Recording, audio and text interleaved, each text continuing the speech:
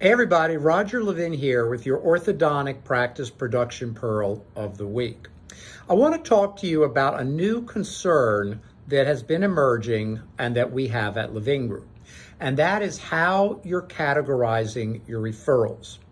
We are seeing more and more new orthodontic practice clients that have one of two things missing.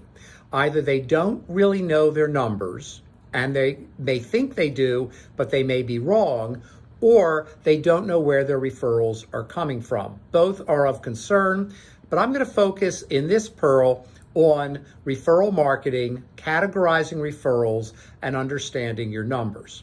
Now, data is critically important. In the business world, there's a term called big data, and you read about it all the time in Harvard Business Review and other magazines.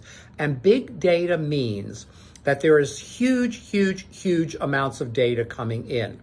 And that's good, because the more data you have, and I love data. I love looking at data. I love researching data. We do our own surveys a lot here at Levin Group. And when you have data, you can make excellent decisions, especially in regard to your SWOT, S-W-O-T, strengths, weaknesses, opportunities, and threats. And then, as always, it's systems that make you successful, and you know which systems to address, to improve, to replace. But one problem with big data in the business world, and there are a lot of articles about this and discussions, is it's so big, we don't always know what to do with it. Well, the orthodontic practice is not a Fortune 500 company, but it also has a new problem.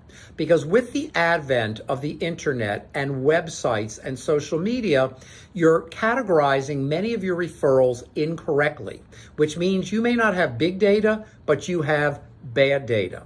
An example, and we're seeing this a lot, is a new orthodontic practice client that is showing us that 25% of their referrals come from their website.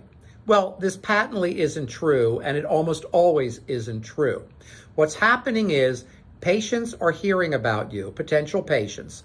They're contacting your office, and when you ask, if you ask, and you should ask, how did you hear about us? The first question, they often say the website. A referring doctor referred them, a neighbor referred them, they saw something about you in the community, then they go to your website, and then when you ask them, they say, I heard about you through your website. But that's not the origin of the referral.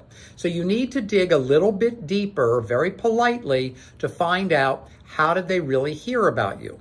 Now, the problem is many front desk staff in ortho offices talking to potential new patients don't really understand how important it is to know how they found you. In fact, they don't understand that referrals are the absolute lifeblood of your practice. Without referrals, there's no practice, there's no job. And yet, in the busyness of the day, and I get this, call comes in, it's a potential new patient, get them scheduled, move them on. Well, you know, I've talked about this. We don't build value that way. Relationship, they go shop us, you lose people. But putting that aside, you also categorize them in the wrong place, which gives you bad data to make decisions about your referral marketing program.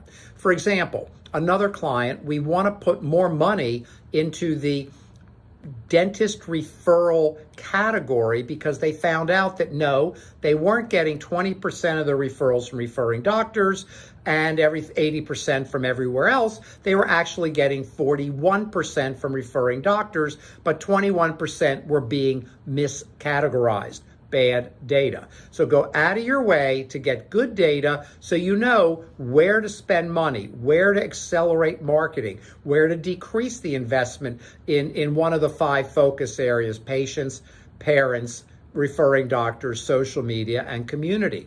We saw another practice that did not have great relations with referring doctors. They were community-based referrals. So we doubled their budget, which increased their referrals even further. And again, every practice has a different referral pattern, but you have to know what the good data is. As always, I wish you increased practice production every year.